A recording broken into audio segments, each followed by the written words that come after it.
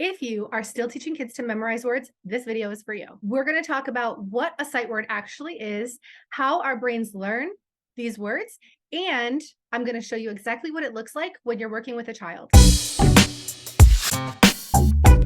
So first I want to say I'm completely guilty of this. I taught kids to memorize words for over 10 years. In my first grade classroom, I had a list of 100 words that I wanted my students to know by the end of the year. This was not only stressful for me, but I know it was stressful for my students, and I know it was stressful for my parents as well. So I'm going to show you a much better way that is actually backed by years of evidence.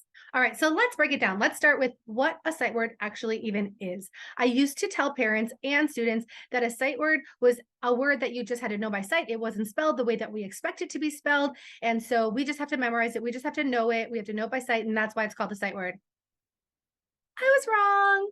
So researchers say that a sight word is any word that you know effortlessly and automatically without sounding it out or guessing. That means that all of these words are likely sight words for you because you didn't have to sound them out. You didn't have to guess. You didn't need a picture to help you know what these words were. You know them by sight. They're stored in what's called your orthographic lexicon.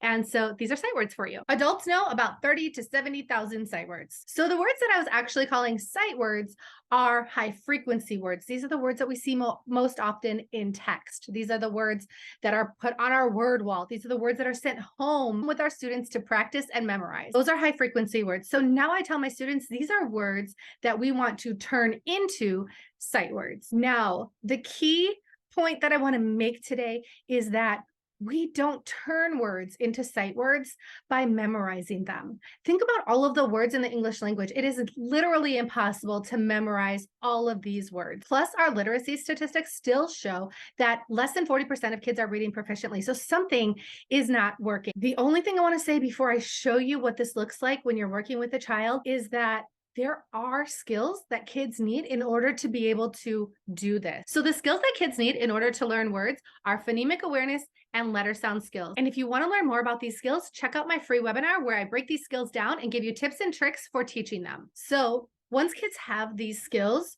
now they're ready to learn words. And this is the way that we should teach them. It's called phoneme grapheme mapping, just a fancy term that I like to break down and just call it word mapping or sound to symbol mapping, where basically we're having kids match sounds to symbols. So we are having kids listen for the sounds, and then they're going to spell each sound, including those that are irregular. So I'm going to show you this with the word said, because said was one of the most stressful words for me as a first grade teacher. It seems like it was an all year word that took forever for our kids to learn.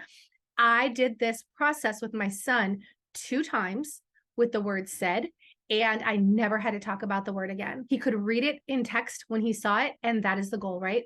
We want kids to be able to read these words when they see them. So are you ready? Here is the process. I'm going to show you exactly what it looks like teaching this word through phoneme grapheme mapping. Okay, your word is said. Said. What's the first sound? And how do we spell it? S. Good. What's the next sound? A. And how do we normally spell eh? E. Yep, but in the word said, we're going to spell it with an A-I, 2 letters. I. Good, and we can put a heart over that part. That's the spelling that we're going to remember Okay. in the word said. Okay. And what's the last sound? D. D. How do we spell it? D. See? Straight line down. A.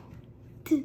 Said. So you might have noticed in that video, there are a lot of skills that kids need in order to be able to do that, right? So that is the key. We have to give them the skills that they need in order to be able to map words and decode new words. So I hope you found this helpful. Check out my website for more information on teaching words. Check out my other videos on how to map other irregular words, and I'll see you next time.